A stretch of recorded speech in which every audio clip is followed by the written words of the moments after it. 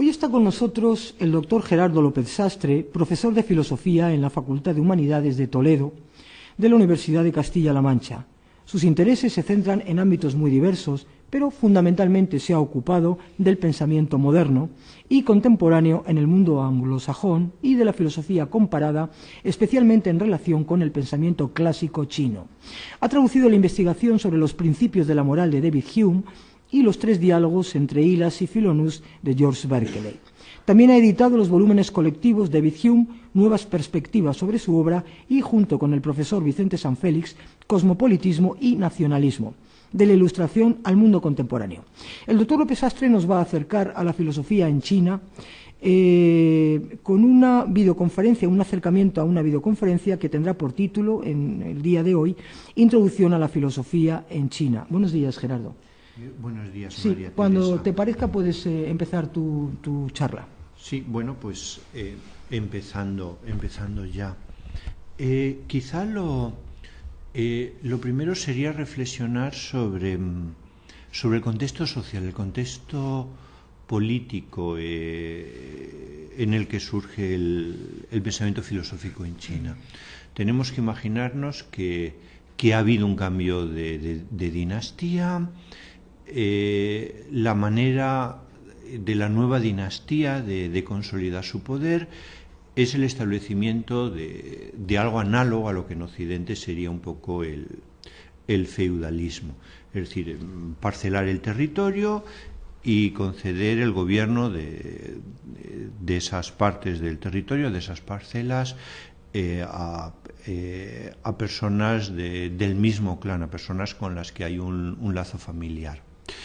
En un principio este sistema podía funcionar porque estos nuevos gobernantes no dejarían de sentirse extraños en el espacio que controlaban y porque los lazos familiares eran muy cercanos. Pero con el paso del tiempo, pues esos lazos se irían debilitando, estas personas se considerarían más consolidadas en su poder, entonces empezaría una dinámica descentralizadora, donde lo que en principio eran a lo mejor ducados, pues aspiraban a convertirse en reinos independientes, porque hay que pagar impuestos a un poder central que queda muy lejos. Entonces se inicia un periodo de guerras, de enfrentamientos, de alguna manera de todos contra todos, y eso, por una parte, genera un importantísimo problema práctico. ¿Qué habría que hacer para conseguir una situación de paz? ¿Cómo podría salirse de esa dinámica guerrera? Y por otra parte, esos enfrentamientos generan un fenómeno muy interesante que es la movilidad social. El rey de un determinado momento, si pierde una batalla, se puede ver empobrecido, puede verse obligado a ocultarse, y otras personas, pues, si son victoriosas en las batallas, pueden un poco ennoblecerse. El pensamiento chino va a ser una respuesta a estos problemas. Va, por una parte, a utilizar las posibilidades de la movilidad social. Personas que eran funcionarias en una corte, en un determinado momento, por ejemplo, digamos muy coloquialmente, se quedan sin trabajo y se convierten en maestros privados, personas que generan una enseñanza destinada a todas aquellas personas que quieran escucharle, y por otra parte determina el contenido del pensamiento chino, una filosofía básicamente práctica, orientada hacia los problemas morales, hacia los problemas políticos y específicamente a intentar generar como decía hace un momento, una situación de paz.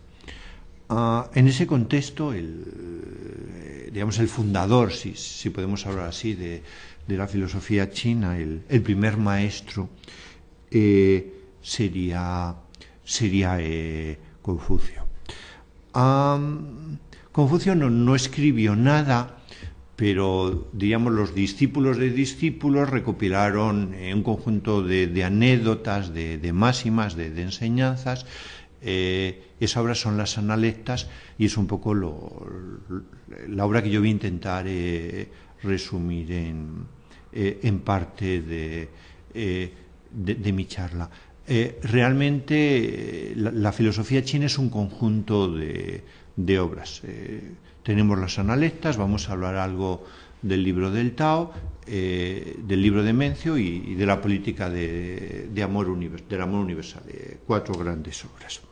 En el caso de las analectas, quizá lo primero en lo que habría que insistir es que es una obra que rompe con la religión tradicional china.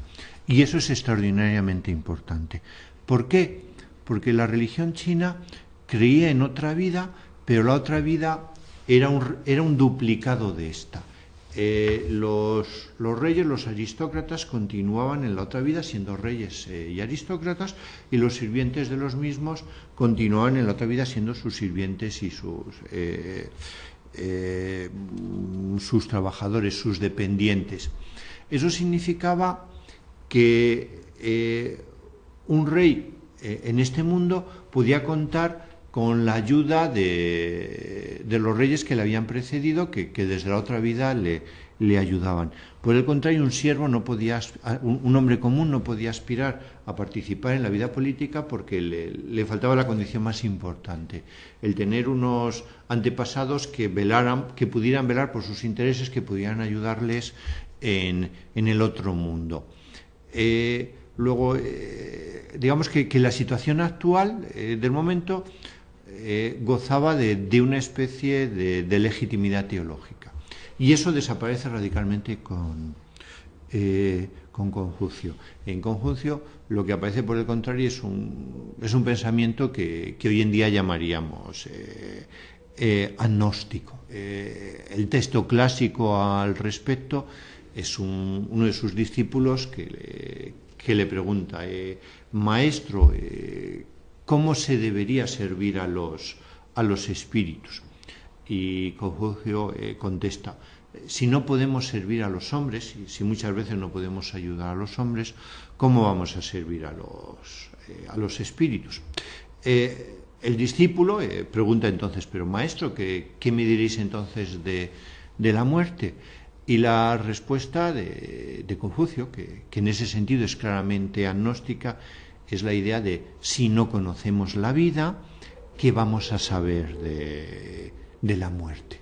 Luego, de la muerte del más allá no podemos saber nada, y lo que tenemos que hacer es centrarnos en la única vida que podemos estar seguros de poseer, que es esta. En otros textos sí que aparece alguna creencia en los espíritus, pero se habla de que la sabiduría es tratar a la gente con justicia y respetar a los espíritus permaneciendo lejos de ellos. Luego, o los espíritus no existen o no podemos saber nada de ellos, o si existen y creemos en los mismos, es algo que debe dejarse aparte. Luego, desde el primer momento, digamos, aparece el confucianismo como una doctrina humanista, centrada en el hombre, centrada en esta vida. Y una vez que ha desaparecido la religión, pues desaparece también esa división tan clara entre hombres superiores, entre nobles y entre, digamos, el pueblo, los hombrecillos, en chino xiaorren, los hombres pequeños. Hablar de caballeros o hablar de hombres pequeños hasta ese momento designaba un poco la casta, la clase social en la que uno había nacido. Lo que va a hacer Confucio va a ser coger esos términos y darles un sentido que no denota el nacimiento de las personas, sino que denota el progreso moral e intelectual al que uno ha llegado. Es decir, se establece aquí la idea como de una igualdad básica de la naturaleza humana en la que todos participamos. Todos en principio nacemos iguales, todos somos educables y llegaremos a ser hombres superiores en función del esfuerzo y de los logros a los que lleguemos en este proceso de desarrollo moral e intelectual. Por eso Confucio aparece como una persona, y esto era verdaderamente novedoso en la China del momento, que estaba dispuesto a enseñar a cualquiera. cualquier persona que tuviera interés podía convertirse en su discípulo. En las Analectas él mismo lo dice, que le enseña a cualquiera, desde el que es el más rico hasta aquel que solo le puede un poco traer como ofrenda o como pago por sus servicios un pedazo de carne seca. Entonces, insisto, se postula la identidad profunda de la naturaleza humana, y lo que ocurre es que esa naturaleza humana es educable intelectual y educable moralmente, porque una persona que cultivara su inteligencia, pero nada más, podría ponerla al servicio de intereses perversos. No. Nos interesa tener personas inteligentes, pero que pongan esa inteligencia al servicio del bien. ¿Y cuáles son esas virtudes que en principio todos estamos llamados a intentar desarrollar, a intentar adquirir? Bueno, desde luego está la inteligencia, está el valor, está el sentido de la responsabilidad, pero como muy central está una virtud que los jesuitas tradujeron, cuando llegan a China, tradujeron como benevolencia. Podríamos también traducirla como el sentido de humanidad, y de hecho es la virtud suprema. ¿En qué consiste esta virtud de humanidad? Pues consiste un poco en que en nuestras relaciones con los demás debemos regirnos por el criterio de básicamente comportarnos con los demás como quisiéramos que los demás se comportaran con nosotros, o no hacer a los demás lo que no quisiéramos que los demás nos hicieran.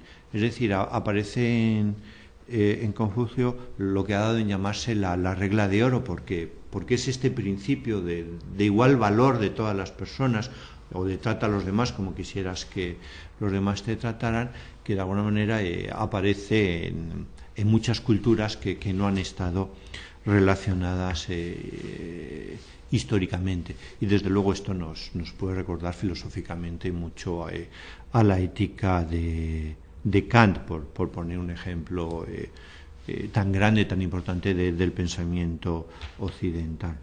Luego, con este principio tenemos la manera de descubrir cómo debemos comportarnos en cada situación concreta, y luego necesitamos tener la fuerza de voluntad para poner en práctica lo que hemos descubierto de acuerdo con este principio. O sea, no basta con que yo sepa cómo debo comportarme, sino que además debo de tener la capacidad real, la fuerza de voluntad para poner en ejecución aquello que, utilizando esta vara de medir, este principio, diríamos, formal, así he descubierto. Bueno, y quien realmente sobresale en poseer estas virtudes, y especialmente esta virtud de la benevolencia, pues realmente es un hombre superior, aunque haya nacido, digamos, en una familia pobre. Lo interesante del caso es que Confucio piensa que los que logren sobresalir moral o intelectualmente de esta manera son los que debieran, Confucio era muy realista, más que gobernar, digamos, asesorar a los gobernantes, pero a efectos reales es como si estuviéramos diciendo que son los que debieran gobernar. Es decir, en Confucio se produce la propuesta de sustitución de un gobierno hereditario, un gobierno donde gobiernan nobles que son hijos de otros nobles, por un gobierno que podríamos llamar meritocrático. Gobiernan los más capaces, y el que gobierna los más capaces es extraordinariamente importante, porque al ser los más capaces se convierten en un modelo, se convierten en un ejemplo para el conjunto de la población, y cuando se produce eso, digamos, la base para la solución de todos los problemas políticos está sentado. O sea, el gobernante realmente no hace falta que haga muchas cosas, simplemente, prácticamente, su papel es el de dar ejemplo, porque si la gente ve, la gente común ve que sus gobernantes son los mejores, son gente que se preocupa genuinamente por los demás, que lo hace lo mejor posible, si brillan en sus virtudes, la gente lo imitará. Entonces, una sociedad donde son los mejores los que ocupan los cargos públicos y los demás los imitan, pues es una sociedad que está en el buen camino para solucionar todos los problemas políticos. Confucio va a decir que va a comparar al gobernante como con una estrella que brilla especialmente y en relación a la que todas las demás estrellas un poco tienen clavada en ella su mirada. O va a decir que el gobernante es como el viento y el conjunto de la población es como la hierba. En la dirección en la que sople el viento se moverá la hierba. Luego, si la ciudadanía percibe el ejemplo de los gobernantes, pues y que es un buen ejemplo, pues los imitarán y, como decía hace un momento, estará sentada la base para la solución de todos los problemas sociales y políticos. ¿Qué ocurre si los gobernantes no son así? Es decir, ¿qué ocurre si los gobernantes son malvados, son corruptos, solo se preocupan de sus propios intereses y no de los intereses del conjunto de la población? Pues ahí un poco también Confucio plantea una teoría verdaderamente revolucionaria, teoría que llama la teoría de la rectificación de los nombres. La idea de que un gobernante que no se preocupe del bienestar de su país, un gobernante que utilice el poder en su propio beneficio y nada más, no es un genuino gobernante. No podemos permitirle que usurpe un nombre, que usurpe un título que no merece. Luego lo que tenemos que hacer es un poco deponerle. Luego realmente lo que se rectifica no son los nombres, lo que se rectifica es un poco la realidad, reconociendo algo así, vamos a expresarlo en terminología moderna, sin más matizaciones, como que la soberanía reposa en última instancia en el conjunto de la población, reposa en el pueblo, porque el pueblo tiene en última instancia siempre el derecho a deponer a sus gobernantes si cree que lo están haciendo mal, lo cual implica que el gobierno siempre debe ser un gobierno de consenso, un gobierno que goce de la aceptación popular. Bueno, así dicho brevísimamente, esto sería el pensamiento de Confucio. Cabe una pregunta que, bueno, caben por supuesto muchas preguntas, pero yo me voy a centrar en una. Cabe una pregunta que de hecho va a ser luego muy importante en la historia del pensamiento chino. La idea de por qué debemos ser benevolentes, porque yo en mis relaciones con los demás debo ser moral, debo atenerme a este principio de humanidad que aquí hemos mencionado hace unos minutos. Y la verdad es que en las analectas encontramos dos respuestas distintas y evidentemente contradictorias. Una primera respuesta sería algo así como que debemos actuar moralmente con los demás para que los demás actúen moralmente conmigo. La base, el fundamento de la moral sería un fundamento interesado, sería algo que podríamos considerar como una manifestación de un egoísmo ilustrado, de un egoísmo inteligente.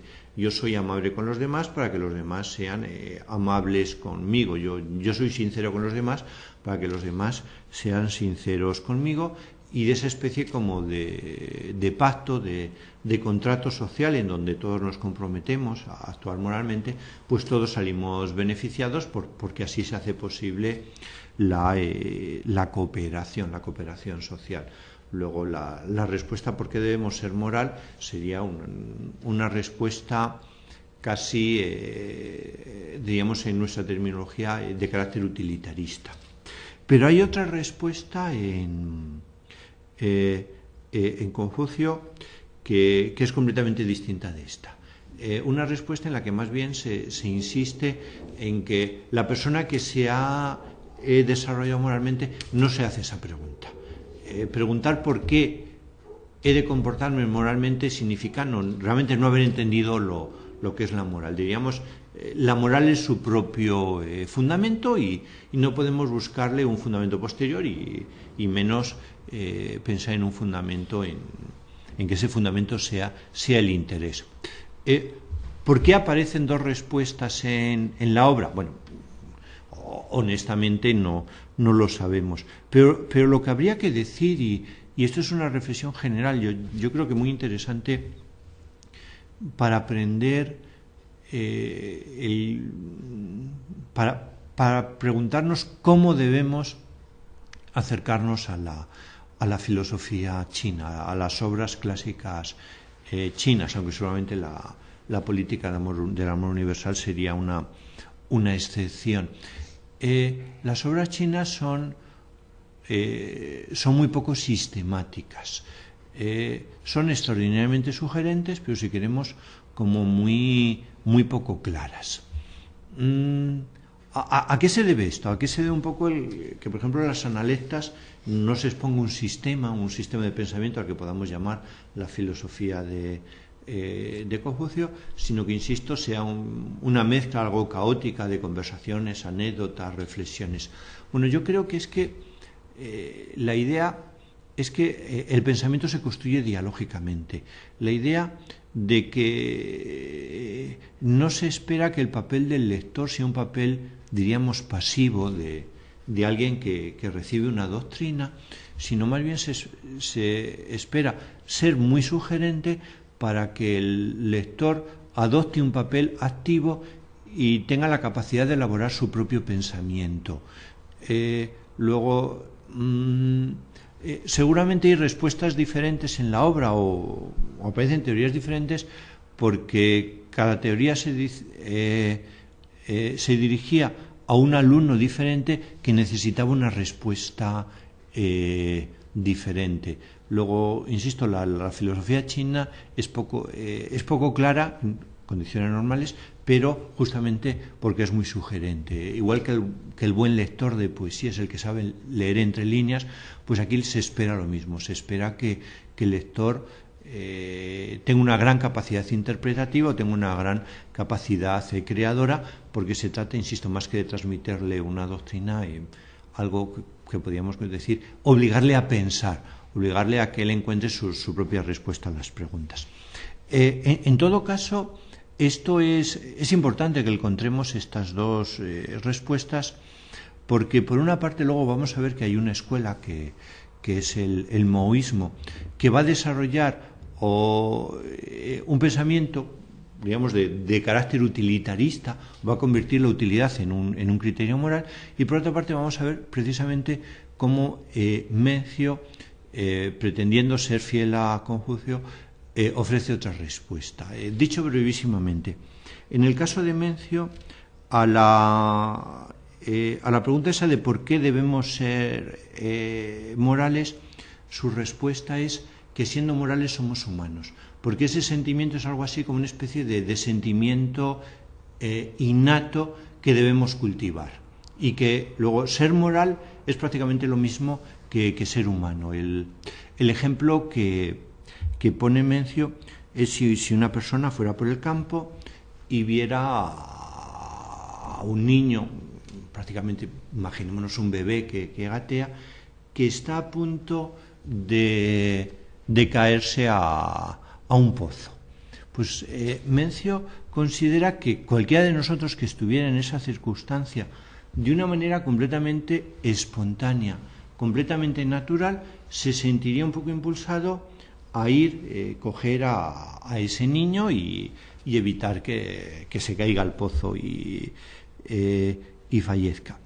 Y Mencio dice que eso lo haría sin preocuparse de la fama que pueda obtener entre sus conocidos en su aldea, sin preocuparse de que la familia le pueda dar una recompensa económica. Simplemente es un poco algo que está en nosotros.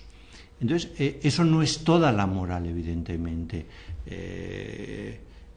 pero ese es el germen de la moral, una tendencia que luego debemos cultivar. Luego la moralidad aquí no tiene nada que ver con el cálculo de interés, insisto, es otra cosa. Pero si vamos a a la política del amor universal, nos encontramos otra teoría, nos encontramos una teoría utilitarista. En esta corriente de pensamiento que luego desgraciadamente digamos se perdió en la cultura china, no tuvo la trascendencia histórica que yo personalmente creo que merecía, se considera que bueno, igual que un carpintero pues puede utilizar una vara de medir, necesitamos criterios que nos permitan discriminar entre teorías correctas y teorías que no lo son. Y básicamente hay tres criterios.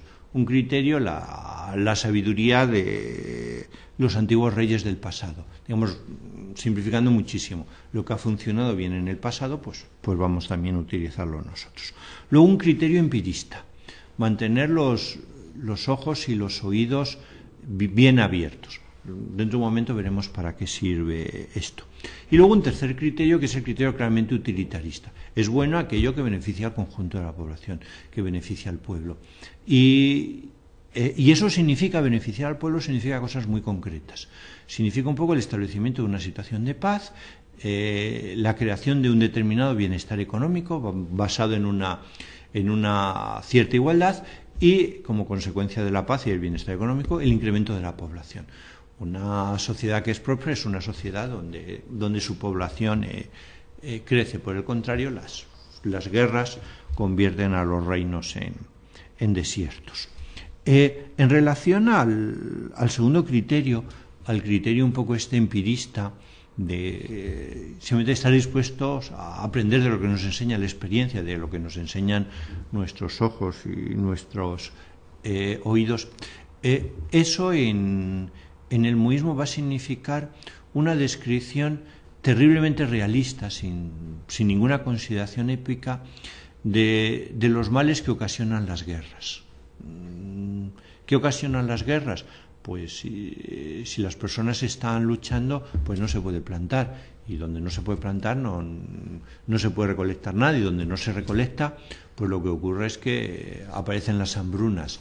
Y luego además están un poco las innumerables bajas que causan las guerras. Entonces, las guerras son terribles, hay que evitarlas. El moísmo piensa que quizá las únicas guerras que pueden legitimarse es tu derecho a defenderse, pero las guerras ofensivas no se pueden justificar bajo ningún concepto. Y si eso es un mal, pues ¿qué alternativa tenemos a las guerras? Pues lo que necesitamos frente a la guerra es una política de equidad, porque las guerras son básicamente injustas. Son injustas en el sentido de que si una persona roba una hebilla, pues acaba en la cárcel. Si una persona mata a otra, pues acaba en la cárcel. Pero el que mata a 10.000 y se convierte en gobernante, a ese no se le manda a la cárcel, sino se componen odas en su honor. Bueno, pues eso es inconsecuente porque ha causado un daño, si se ha provocado 10.000 muertes, 10.000 veces más grandes que el que es el asesino de una persona. Luego lo que necesitamos es una política verdaderamente de equidad, de que, diríamos, la base de una situación de paz estaría en que respetemos a los demás o queramos a los demás de la misma manera que nos queremos a nosotros mismos. Quizá habría que hacer aquí una observación. No se trata de que a nivel, diríamos, sentimental, en mis sentimientos, yo quiera a los demás como me quiero a mí mismo, como pueda querer a mis familiares, porque a lo mejor eso es psicológicamente imposible. Pero se trata de que yo me comporte con los demás como si los quisiera. Se trata de que yo me comporte con los demás reconociendo, diríamos en terminología moderna, que tienen la misma dignidad, que tienen el mismo valor como personas que yo me concedo a mí mismo o a mis seres queridos. Y sin duda es verdad, si esto ocurriría, si quisiéramos a todo el mundo como nos queremos a nosotros mismos, pues seguramente los problemas sociales desaparecerían. Si yo veo la casa de mi vecino como mi misma casa, pues no entraré a casa de mi vecino a robar. No existirá la posibilidad del robo, porque en condiciones normales nadie se roba a sí mismo. Sería una estupidez. Lo que ocurre es que la gran pregunta es si esto sería posible, si es posible que todos funcionemos con este criterio de la equidad, del amor universal, de actuar en relación a los demás como nos queremos a nosotros mismos. Como en la obra se ha insistido en el criterio utilitarista y en el criterio empirista, el mismo autor dice que si esto no fuera posible, él mismo lo rechazaría. Y considera que es posible poniendo dos ejemplos. Imaginémonos que vamos a participar en una batalla, somos soldados oficiales en una batalla cuyo resultado es incierto, es decir, no sabemos si vamos a sobrevivir a la misma o si vamos a ser un cadáver al final del día. Entonces estamos preocupados por nuestros hijos y, bueno, pues pensamos que si fallecemos, ¿quién se va a ocupar de los mismos? Y entonces en la obra se pregunta, ¿a quién confiaríamos el cuidado de nuestros hijos? A una persona que considera que esta teoría que hemos estado viendo hasta ahora es una teoría imposible de poner en práctica, es decir, concederíamos el cuidado de nuestros hijos a una persona que desde el primer momento dijera, no, como todos somos egoístas, esto de la equidad es imposible, o concederíamos el cuidado de nuestros hijos a una persona que dijera que esto es posible y que en principio un poco puede intentar ponerse a la práctica. A través de esta especie de experimento mental, de ejercicio introspectivo, pues el autor piensa que todos, puesto que responderíamos que preferiríamos que cuidara a nuestros hijos, alguien que afirmara creer en esta doctrina y que intentara poner en práctica, pues que todos en el fondo admitimos que es posible. Y el segundo ejemplo es muy parecido. Imaginaros que hay una hambruna en un estado, la gente muere en los caminos y la única manera de sobrevivir pues es empezar a andar y dirigirte a algún estado vecino. ¿A qué estado te dirigirías? ¿Hacia un estado cuyos gobernantes dijeran que van a intentar poner en práctica este principio del amor universal? ¿O te dirigirías hacia un estado cuyos gobernantes dijeran no, todos somos egoístas, esto es imposible? Bueno, pues estos ejemplos demuestran, según esta obra, que la posibilidad teórica del amor universal la reconocemos todos. Al fin y al cabo, cabría argumentar que históricamente los príncipes, los reyes, han pedido a las personas que se maten y que mueran, o sea, que pongan en peligro su propia vida por defender los intereses de su Estado. Y las personas han ido, han matado y han muerto en guerras estúpidas. Pues si cuando los gobernantes piden a la gente que mate y muera, la gente obedece, pues hombre, si los gobernantes pidieran a la gente que se amaran, que se respetaran los unos a los otros, diríamos que es algo mucho menos peligroso que poner en peligro tu propia vida, pues cabe pensar que la gente podría empezar a plantearse actuar así. Bueno, y va corriendo el tiempo y nos queda un poco el taoísmo, el libro del Tao, algo que yo creo que define muchísimo la cultura china. La cultura china, yo creo que por una parte la define el confucianismo y por otra parte la define el taoísmo. El libro del Tao, bueno, la traducción de la obra sería algo así como el libro del Tao y de su virtud. Es una obra breve, con fama de enigmática. Si las analectas de Confucio, ya decía yo que no eran muy claras, pues el libro del Tao es una obra voluntariamente oscura,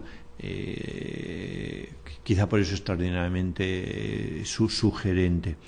En todo caso, en la presentación tradicional de la obra, primero teníamos lo que podríamos llamar una teoría del universo, una teoría cosmológica, el Tao, y luego teníamos una obra sobre la virtud de cómo debiéramos comportarnos para adecuarnos a eso que hemos descubierto en la primera parte de la obra, en el primer libro de la obra, el libro del Tao. O sea, primero se nos proporcionó una teoría del universo y luego se nos proporcionaba, digamos, una teoría del hombre y se intentaba enseñar a los hombres cómo podían vivir de acuerdo con esa teoría cosmológica. Pero luego ha aparecido en unas excavaciones arqueológicas, apareció un ejemplar de la obra donde el orden de estos dos libros estaba trastocado. Primero aparecía la teoría del hombre, la teoría de la virtud, y luego aparecía la teoría del Tao. Esa diferencia es importante. Bueno, pues es difícil saberlo, pero en todo caso cabe hacer la siguiente especulación.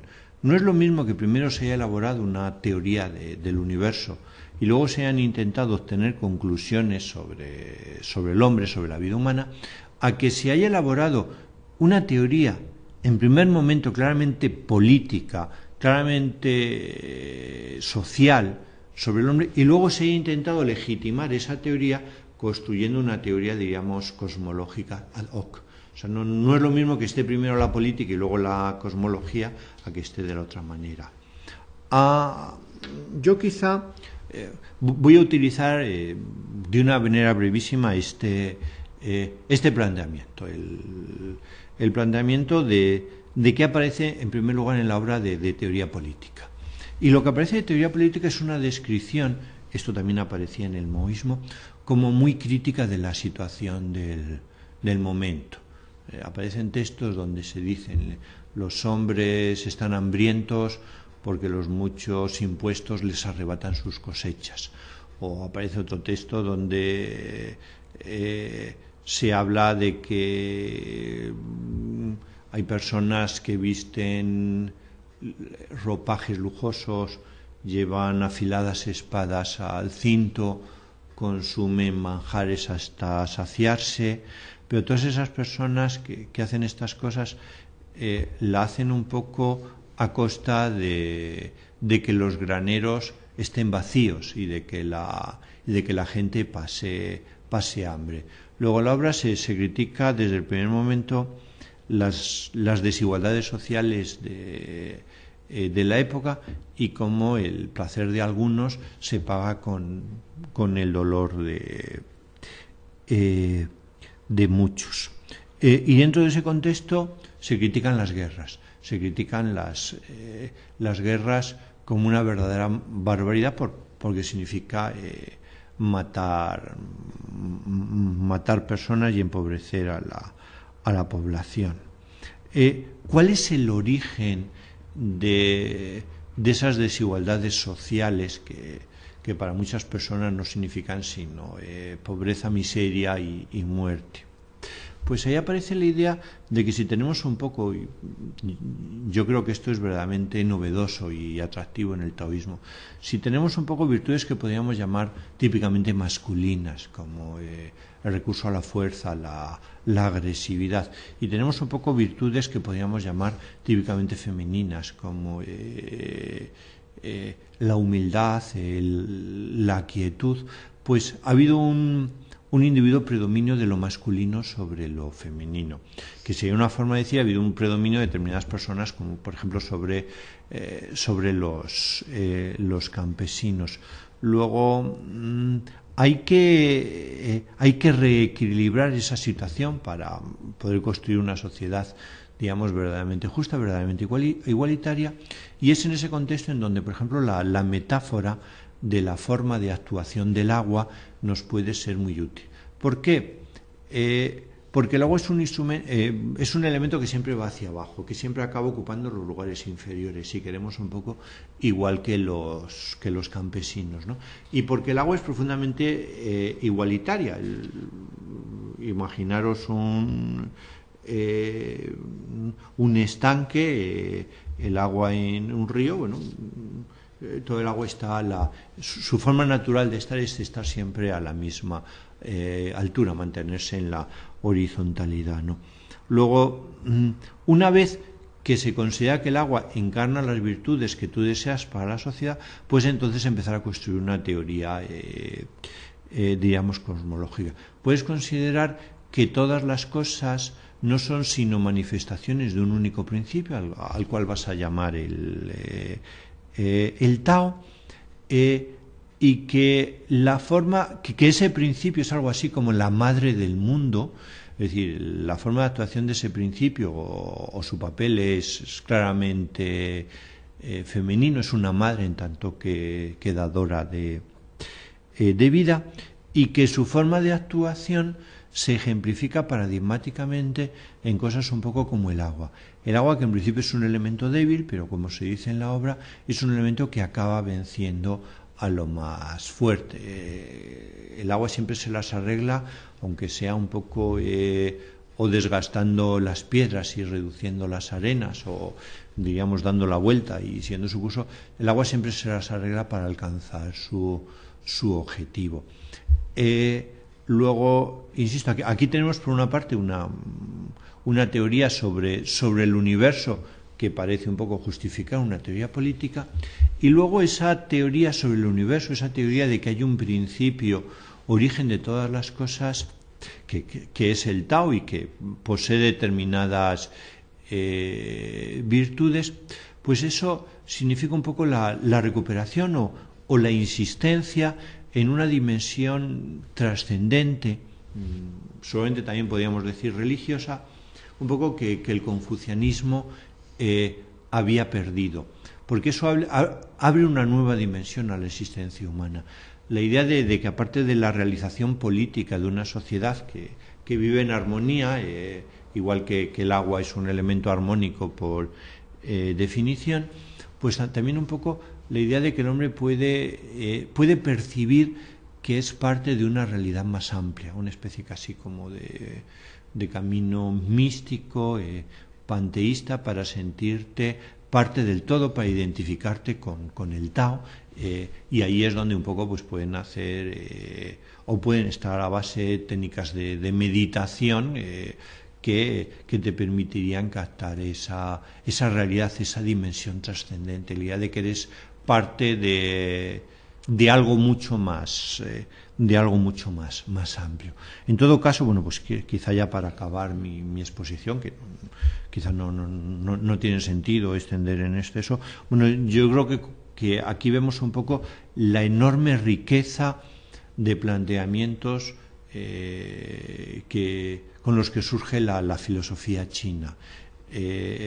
Una doctrina moral, la pregunta por el origen de la moral, la pregunta por las virtudes que debemos adquirir, problemas políticos, problema de la igualdad, problema un poco de quién debe gobernar, de cómo debe ser el gobierno, problemas un poco más metafísicos, la estructura última de la realidad y cómo reaccionar o cómo responder o cómo comportarnos en relación a esa realidad. Yo creo que quizá el paso siguiente sería, María Teresa, por favor, pues si quieres, en fin, hacer cualquier pregunta que te haya sugerido mi intervención, bueno, pues yo intentaría, en la medida en la que pueda, responder tus preguntas. Sí, a mí me parece que voy a comenzar con el primero, con Confucio. ¿Qué aspectos de la doctrina confuciana crees tú que tienen interés para la sociedad del siglo XXI? He elegido una cita de las Analectas, así para comenzar, que dice así: el hombre superior está centrado en la justicia, el hombre vulgar en el beneficio. Sí. Bueno, ante todo comentando esa cita. Esa cita está un poco en el contexto que yo comentaba, de cuál es el origen de la moral, o cuál puede ser nuestra motivación para comportarnos moralmente con los demás, para actuar de una manera humana, benevolente, sobre todo cuando podemos ser muy conscientes de que en determinado momento comportarnos moralmente a lo mejor personalmente no nos conviene. Por poner el ejemplo de Kant, si vas por el campo y encuentras un tesoro, hoy diríamos si vas por la calle y te encuentras con una cartera, tienes una alternativa moral. Puedes buscar el legítimo propietario de esa cartera y devolvérselo con todo el dinero que hay dentro, o puedes decidir quedártelo, y puedes ser muy consciente de que lo que te conviene a nivel egoísta es quedarte el dinero que hay ahí. Bueno, pues ¿por qué lo debes devolver? Y entonces, claro, ahí hay varias posibilidades de respuesta y una posibilidad es que debiéramos devolver la cartera porque eso es lo justo, independientemente de que seamos conscientes de que no nos interesa. Entonces ese sería un poco uno de esos textos que contribuye a pensar que Confucio, digamos, está más cerca de Kant que de determinadas versiones del utilitarismo, ¿no? Sobre la actualidad de Confucio digamos, para el siglo XXI. Bueno, quizá ahí lo primero que habría que observar es que el confucianismo se está convirtiendo en algo así como la ideología oficial de China en los últimos tiempos. Es como si China ya un poco o se estuviera olvidando del pensamiento marxista y por el contrario atribuyera su innegable éxito económico al cultivo de determinadas virtudes confucianas, como la importancia de la educación, la importancia del esfuerzo, la importancia de tener buenos modelos, y aquí las cosas ya empiezan a volverse un poco más complejas y la idea un poco de un cierto respeto hacia la autoridad y la idea un poco de vivir en una sociedad armoniosa pero jerárquica. En cierto sentido es verdad, creo yo, que el éxito económico de China tiene mucho que ver con la presencia un poco de un trasfondo confuciano. Pero yo creo que también hay que insistir mucho, y digo que hay que insistir mucho porque más bien lo que ocurre es que yo creo que en esto se insiste muy poco, en que Confucio era un pensador que más que transmitir una doctrina, como yo decía antes, lo que quería era un poco que sus discípulos aprendieran a pensar por sí mismos. Hay un momento en el que en las sonaretas se dice que el verdadero caballero, cuando coincide con los demás sin ser un eco. Es decir, no se trata de que nos convirtamos en el eco de una persona. Se trata de que pensemos por nosotros mismos y si al final un poco llegamos a las mismas conclusiones, pues estupendo. Y en el principio mismo de la obra también aparece un texto donde un individuo dice que se examina a sí mismo todos los días sobre varias cuestiones y una de ellas es si ha experimentado en sí mismo lo que enseña a los demás. Luego cada uno de nosotros tiene el derecho de experimentar por sí mismo la verdad y solo aceptar aquello de lo que uno, de manera autónoma, de manera completamente libre, se ha convencido. Luego, yo creo que ahí autoritarismo hay poco y, por poner un ejemplo, diríamos, utilizar una imagen tomada de Kant, lo que Confucio quiere es que las personas se conviertan en mayores de edad, en personas que se atreven a pensar por sí mismas. Y luego yo creo, quizás sin extenderme mucho, pero por lo menos una pincelada, que en el confucianismo hay elementos que podríamos llamar protodemocráticos. Eso que yo subrayaba al principio de mi intervención, de que hay algo bastante parecido a lo que podríamos llamar la creencia en la soberanía del pueblo, la creencia un poco en que el pueblo no está al servicio de los gobernantes, sino los gobernantes están al servicio del pueblo, y si el pueblo no lo percibe así, pues puede deponer a sus gobernantes. Digamos, la única fuente de legitimidad de un gobierno es la aceptación del conjunto de la población. Eso no significa que Confucio fuera demócrata, pero eso yo creo que plantea un problema al que la única respuesta posible es una respuesta democrática. ¿Cómo podemos saber que un gobierno goza de la aceptación del conjunto de la población? Pues la respuesta obvia es cuando ese gobierno ha elegido a los gobernantes, cuando hay elecciones periódicas y cada cierto tiempo lo elige. Y luego yo creo que también esa creencia un poco en la igualdad profunda de la naturaleza humana de todos y en que todos somos educables, también es un principio un poco de esos que yo llamaría protodemocráticos. Luego, yo creo que en ese sentido un poco todos tenemos, todos si somos demócratas, tenemos mucho que seguir aprendiendo de Confucio. Bueno, habría muchísimas más cosas que comentar, sí, pero yo creo que como estamos introduciendo en la filosofía de China, o en China, como se quiera decir, pues me parece que, en fin, que estos rasgos resultan interesantes y valiosos. Luego ya viene por parte de los alumnos o, en fin, de las personas interesadas el profundizar, lógicamente. Otra pregunta que se me ha ocurrido al hilo y que más o menos la tenía diseñada en fin, al hilo de lo que ibas a comentar. La sensación de formar un todo con el universo, la aptitud para oír la voz profunda de la naturaleza, es lo que los taoístas consideran que es la suprema sabiduría. El sabio taoísta Xuanzhi nos ofrece un ejemplo de esto que yo voy a pasar a leer. El filósofo Sequi estaba sentado, apoyado en una mesita. Miró al cielo, suspiró y cayó en éxtasis, como si el alma y los sentidos lo hubieran abandonado. Yen Chen Seyu, que estaba a su vera, exclamó: ¿qué ha sucedido? Un árbol seco parece tu cuerpo, ceniza esparcida tu espíritu. Ahora no estás apoyado en la mesita como lo estabas antes. Sequi responde: tu pregunta es oportuna. Súbitamente me he olvidado de mí mismo.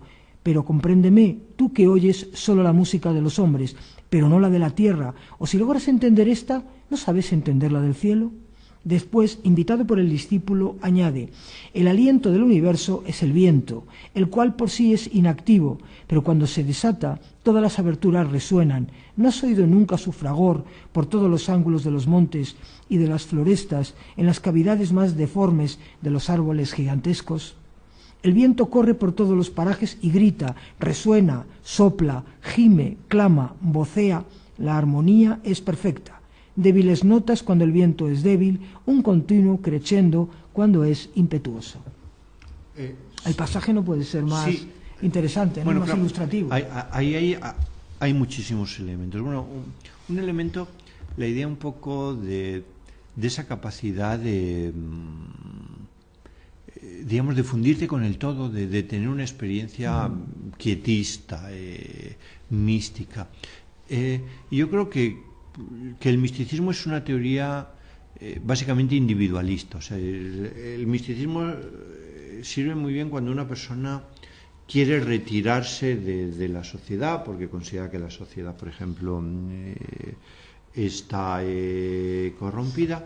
Luego en el taoísmo, justamente porque ha habido esta dimensión un poco mística, ha habido una cierta simpatía por la extravagancia, por el que abandonaba la sociedad, la criticaba, la despreciaba, se convertía en un vagabundo. O sea, hay un cierto elemento un poco casi anarquista, ¿no? Pero justamente anarquista porque hay este trasfondo místico de otra realidad más allá de la realidad social a partir de la cual puedes criticar la realidad social. Y luego la idea de que esa relación que uno establece con la naturaleza, ese sentir un poco las fuerzas de la tierra o del cielo, yo creo que eso es muy interesante hoy en día, porque puede significar un cierto correctivo, diríamos, contra los efectos negativos de la industrialización o de la propia sociedad de consumo. O sea, si la pregunta que nos hiciéramos fuera, bueno, ¿para qué nos puede servir el taoísmo hoy en día en sociedades industriales, en sociedades modernas, en sociedades de consumo? Yo diría, bueno, pues para de alguna manera cuestionar o criticar los excesos de ese modelo de sociedad. Porque en el taoísmo hay una propuesta. Por una parte, seguramente no podemos renunciar al ideal de conquistar la naturaleza, una naturaleza que nos aparece como hostil en forma de enfermedades, hambrunas, riadas, etcétera, etcétera. Pero en nuestro proceso de conquista científico-tecnológica de la naturaleza, o por lo menos yo lo veo así, yo creo que no deberíamos olvidar que la naturaleza puede cumplir también otra función, y una función que tiene un poco más que ver un poco con la estética, la contemplación de la naturaleza como dotándote de serenidad, como haciéndote tomar conciencia de tu verdadera dimensión en relación al conjunto del universo. Entonces, eso que te puede llevar a un cierto planteamiento ecologista, yo creo que por una parte eso está presente en el taoísmo. Y luego en el taoísmo también yo creo que lo podemos utilizar como para criticar la sociedad de consumo.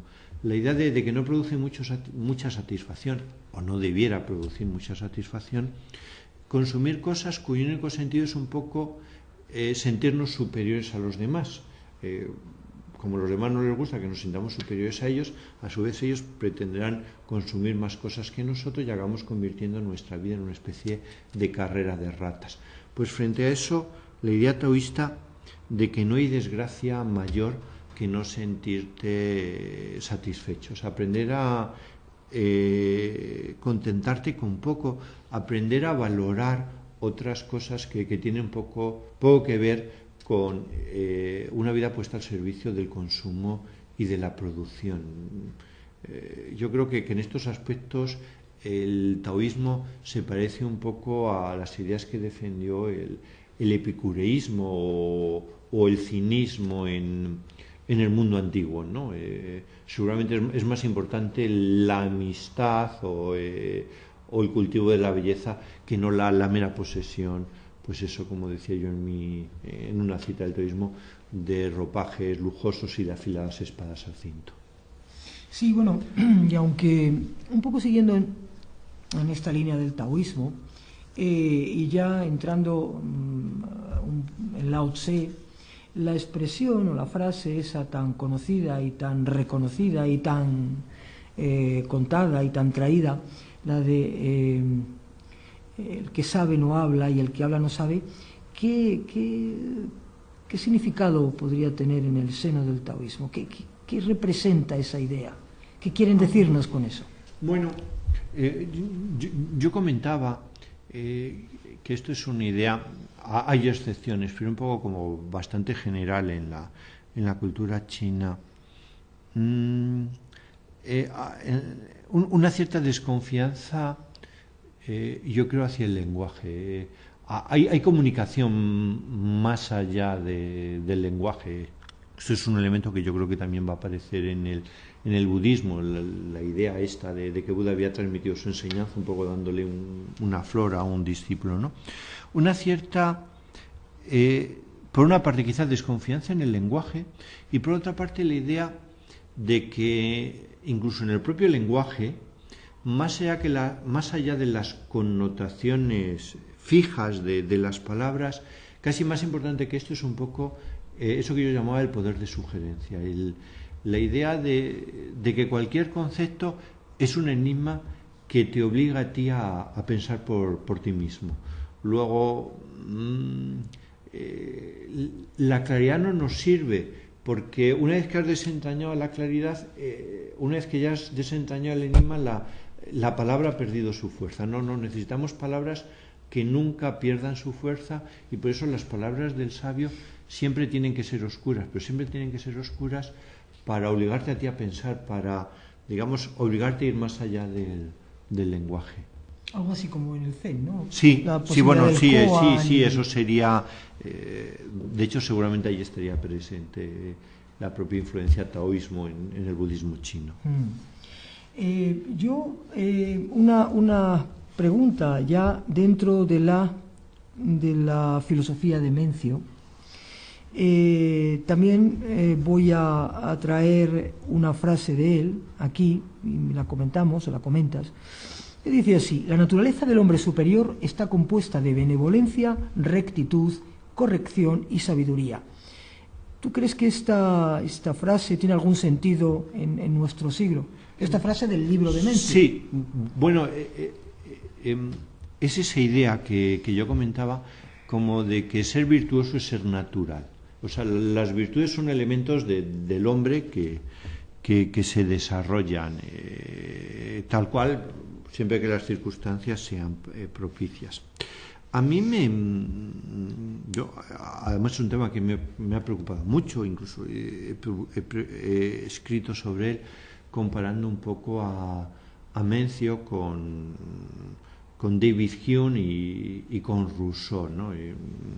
Yo mi formación, mis investigaciones originalmente fueron sobre la filosofía del siglo XVIII. ¿Qué es ser moral? Y por lo tanto vamos a hacer la pregunta inversa. ¿Qué sería ser amoral? Bueno, una persona amoral sería una persona que no experimentara nada absolutamente por ningún ser humano. Y eso pues es una figura más digna de pena, de conmiseración, digamos, más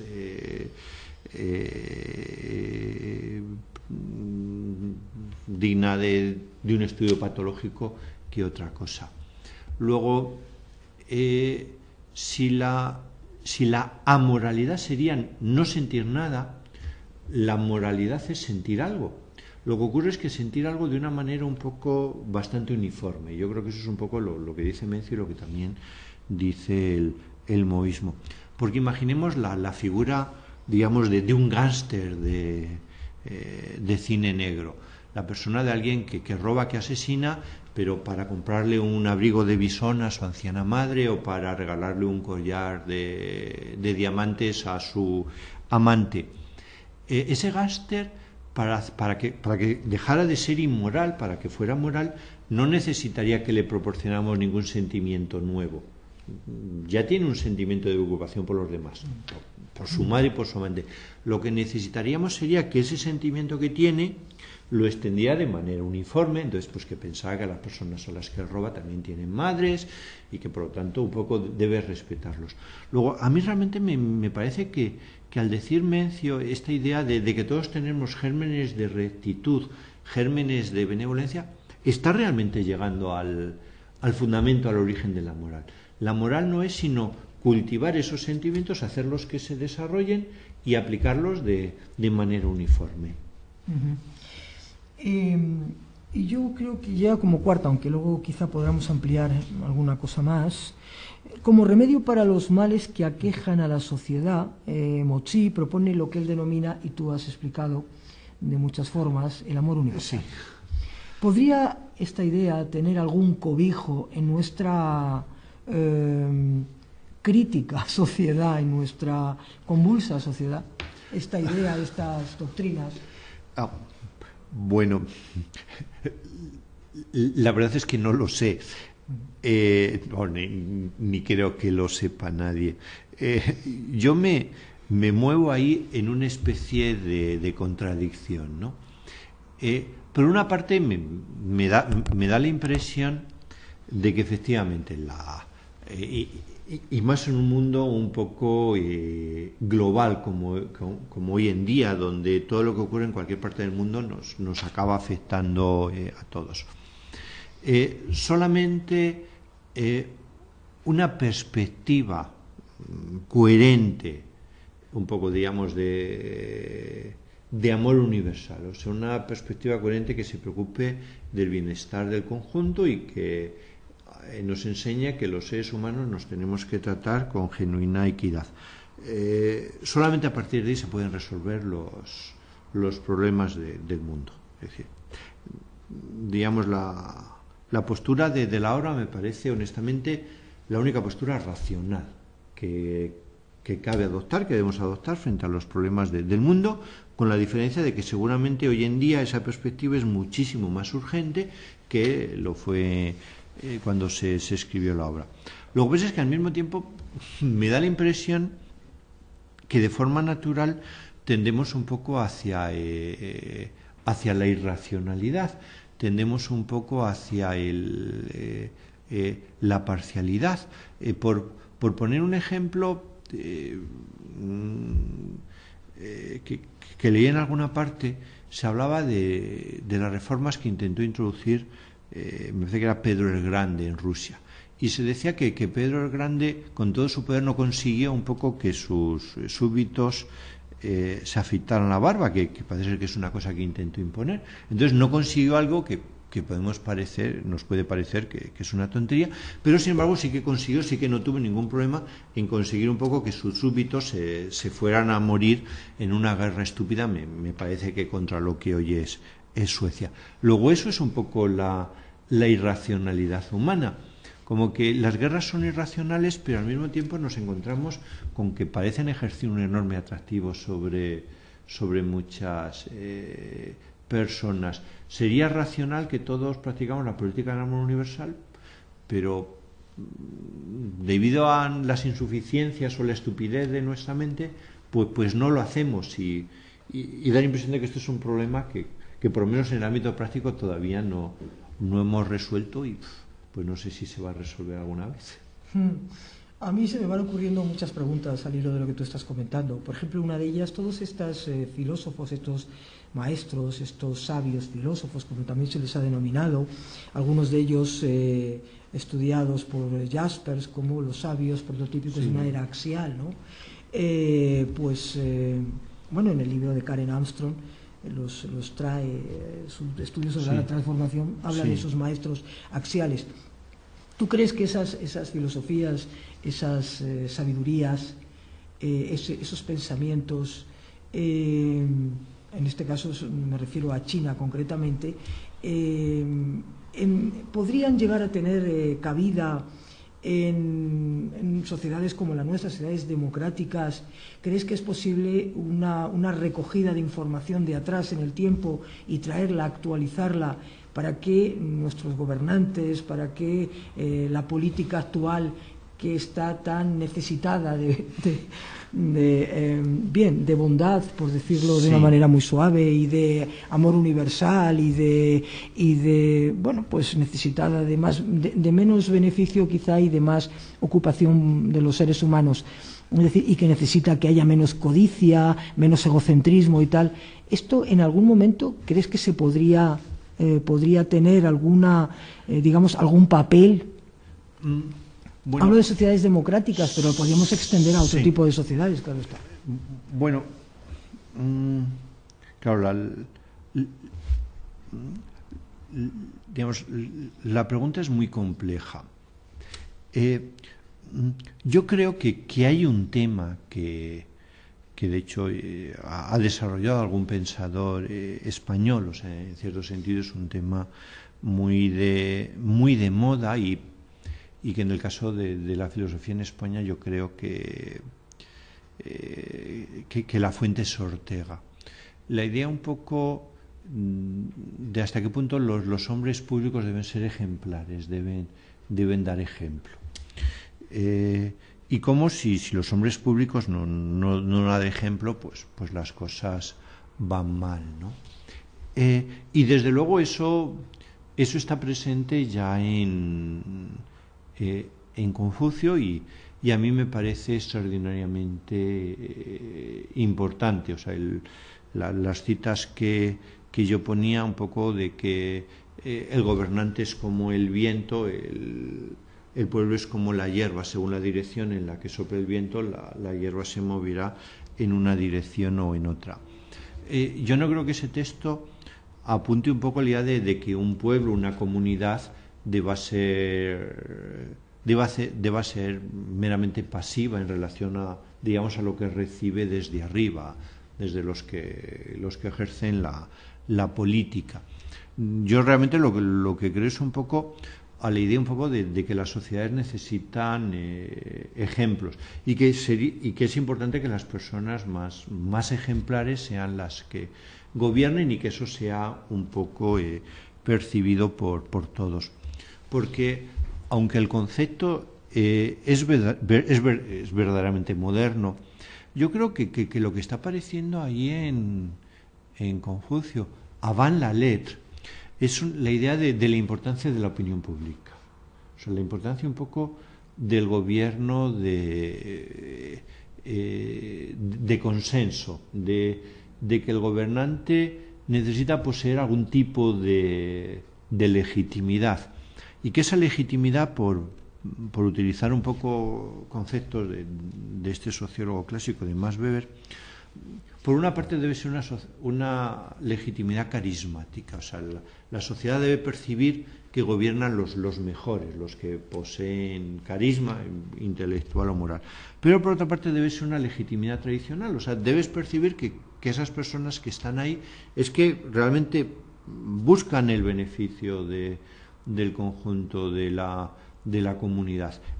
Hay un texto en donde se le pregunta a Confucio cuáles sean las características de un gobierno, y responde algo así como que los gobiernos deben proporcionar, por una parte, diríamos, seguridad, si queremos un poco armas para poder defender ese Estado en el caso de que sea invadido por Estados vecinos. Esto remite mucho a la situación un poco conflictiva de la China del momento, eso que yo comentaba al principio. Luego está un poco de que los gobiernos deben proporcionar, garantizar lo que llamamos prosperidad económica, comida, alimento, y luego un poco la idea de como que deben respetar la voluntad del pueblo, que a las personas no se les puede privar de su voluntad, de sus convicciones. Y entonces el discípulo, después de esta primera pregunta, pues, que Confucio ha contestado, pues quiere hacer una segunda pregunta. Y entonces dice, bueno, pero si hubiera que prescindir de alguna de estas tres cosas, ¿cuál sería la primera cuál sería aquella de la que podemos prescindir? Entonces Confucio contesta, hombre, pues las armas, o sea, entre la comida y las armas, prescindamos de las armas. Y si ya solo nos quedan dos, el alimento y la voluntad del pueblo, ahí ya en una situación donde la elección sería verdaderamente trágica. Lo sorprendente de Confucio es que dice que habría que prescindir del alimento, porque, bueno, prescindes del alimento, mueres. Pero es que pretender quitarle un pueblo a una comunidad, aunque sea una palabra anacrónica para utilizar en el contexto de China, pretenderle quitar a los ciudadanos su voluntad, sus ideas, eso es lo que es inadmisible bajo cualquier concepto. Entonces a mí estas ideas me parecen extraordinariamente importantes, porque ahora mismo hay un cierto debate importante en Asia Oriental, que es lo que podríamos llamar la especificidad de los valores asiáticos. Si hay valores asiáticos, si hay un poco ideas, una concepción del ser humano distinta a la concepción del ser humano de lo que convierte en valiosa a las personas, que la que tenemos un poco en Occidente, la que es producto de nuestra tradición cultural. Entonces una posible respuesta es que la cultura china sería algo así como más comunitarista, mientras que la cultura occidental sería más individualista, y que por lo tanto pues sus prioridades, sus prioridades culturales o políticas serían distintas.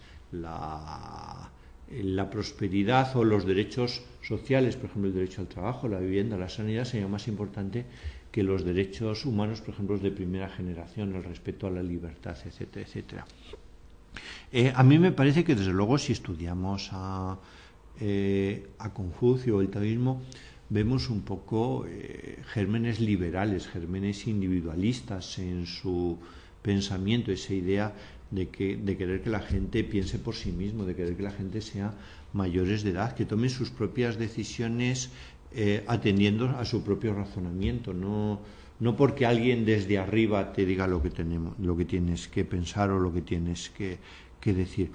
Lo que ocurre es que sí que es verdad que cuando comparamos la cultura china con la cultura occidental, o específicamente, por ejemplo, con los orígenes del pensamiento en Grecia, pues encontramos clarísimamente en Grecia, por ejemplo, la idea de que hay fórmulas alternativas de gobierno.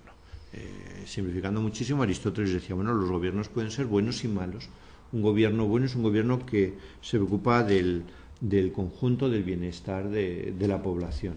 Un gobierno malo es aquel gobierno donde los gobernantes básicamente se preocupan de ellos mismos. Luego, esos gobiernos pueden ser buenos o malos, y a su vez se pueden clasificar según el número que participe en el gobierno. Puede participar una persona en el gobierno. Si esa persona gobierna en función de los intereses del conjunto de la comunidad, tendremos una monarquía. Si gobierna única y exclusivamente en su propio interés, tendremos una tiranía. Si son varios los que gobiernan en función de toda la comunidad, tendremos una aristocracia. Si son varios que gobiernan únicamente en función de su propio interés, serán ricos y tendremos una oligarquía.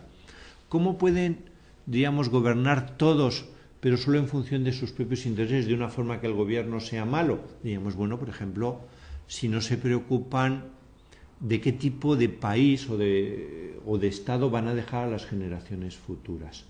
Bueno, en todo caso eso significa que en Grecia se es muy consciente de que hay como fórmulas alternativas de gobierno, muchas. Pues eso, monarquía, aristocracia, democracia.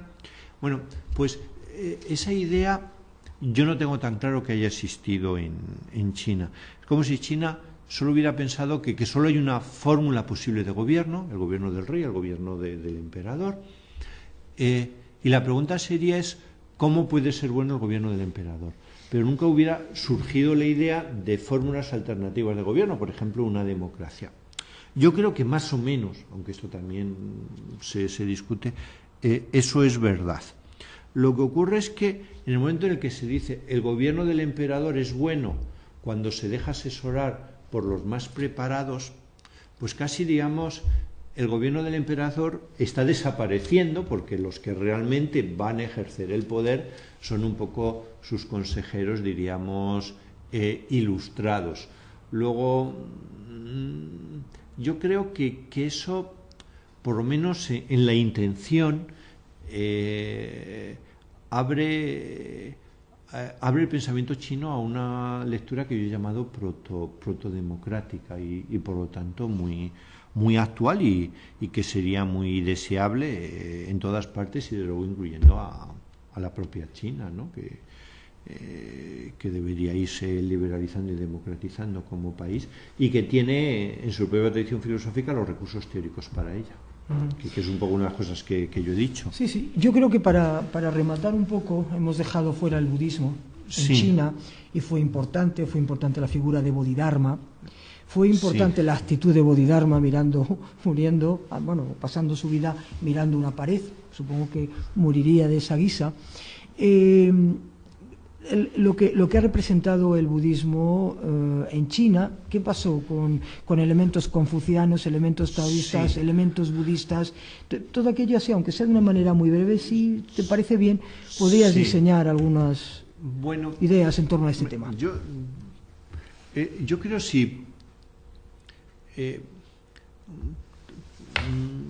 aunque sea una tesis general, y todas las tesis generales siempre admiten excepciones, matizaciones, etcétera, etcétera. Pero bueno, digamos como tesis, en principio muy burda, pero que contiene algo de verdad, siempre que, insisto, no la absoluticemos. Toda sociedad, creo yo, toda cultura, tiende a ser etnocéntrica. O sea, toda cultura tiende a absolutizar sus propios principios y por lo tanto a ver al otro. O sea, es maravilloso poder pronunciar las palabras nosotros, pero te da un gran sentimiento de comodidad, de confort, pero en el momento en el que pronuncias la palabra nosotros siempre un poco estás implícitamente pronunciando la palabra otros.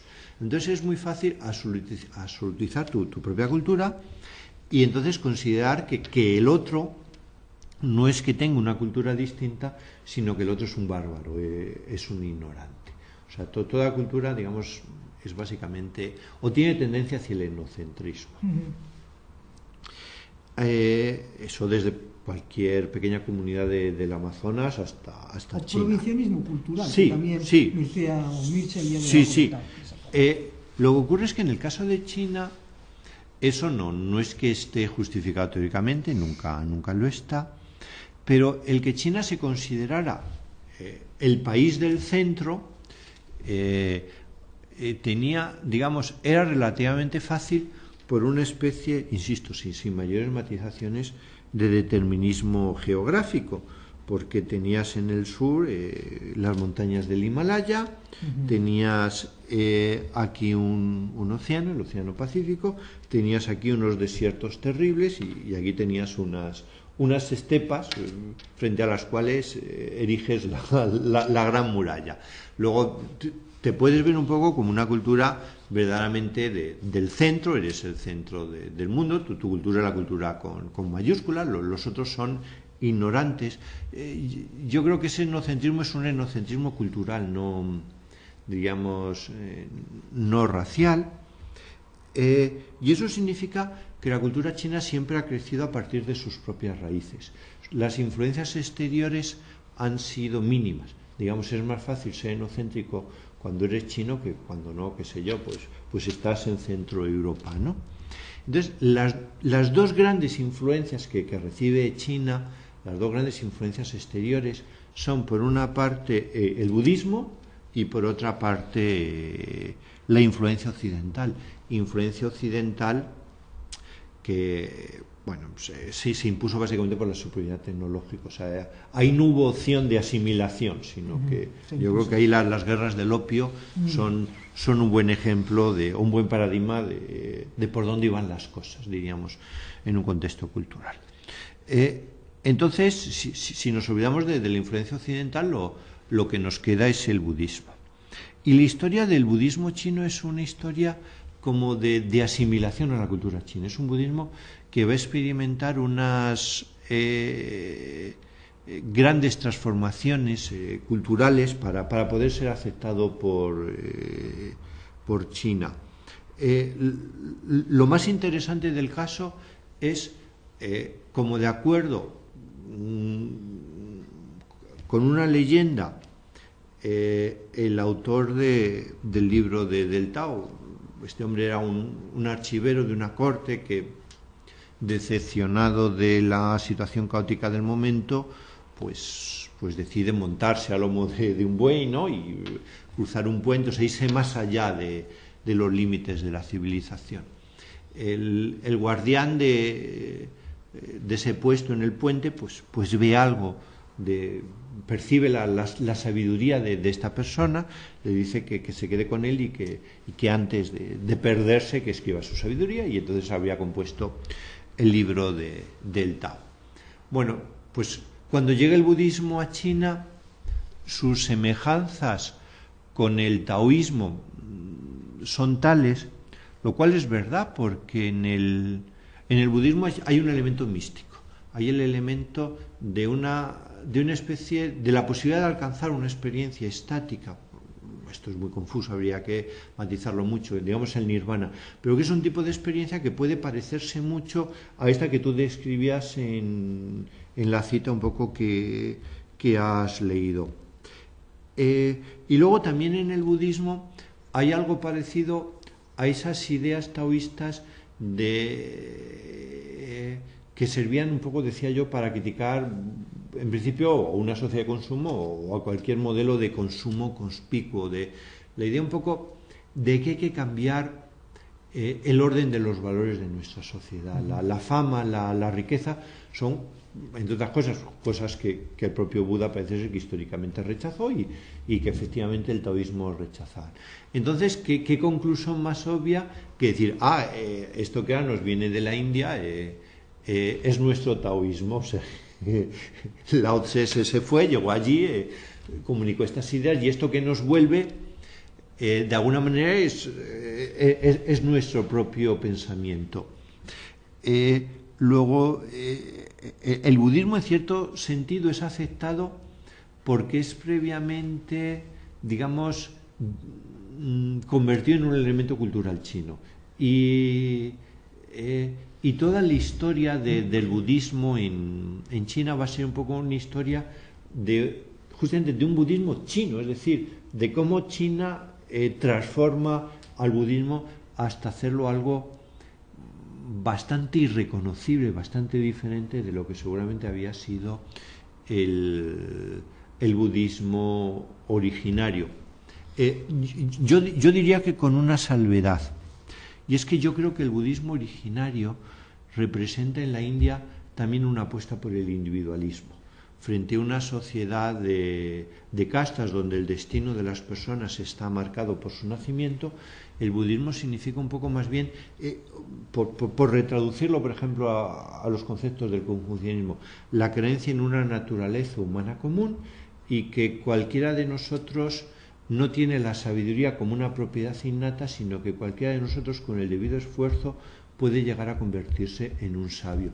Y que ese esfuerzo es básicamente un esfuerzo individual donde tu propia conciencia es el juez supremo. O sea, hay un texto de Buda donde se dice: no creáis monjes lo que se os dice en función de la tradición, en función del respeto que me tengáis, sino simplemente poned en práctica aquello que habréis experimentado por vosotros mismos. Bueno, eso es ese elemento individualista que aparece en el budismo y que yo creo que rompe con la idea, por ejemplo, de una verdad revelada que se encontraba en los Vedas.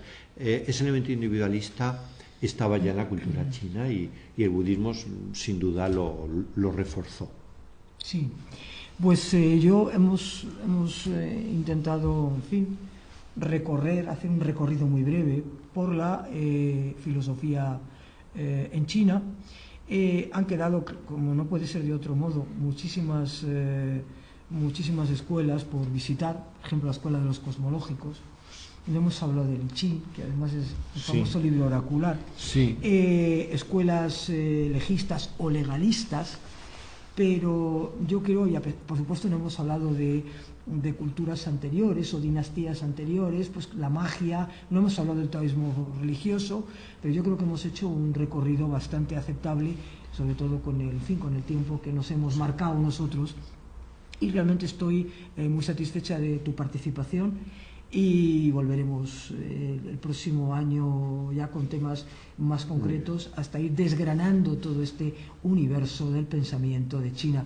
Y como siempre, Gerardo, te agradezco muchísimo tu colaboración y repito, cuento contigo para el próximo curso. Bueno, yo por mi parte muchísimas gracias a ti y a la UNED por acogerme y darme la posibilidad de hablar de estos temas que yo creo que nos apasionan. Gracias. Muchas gracias a ti.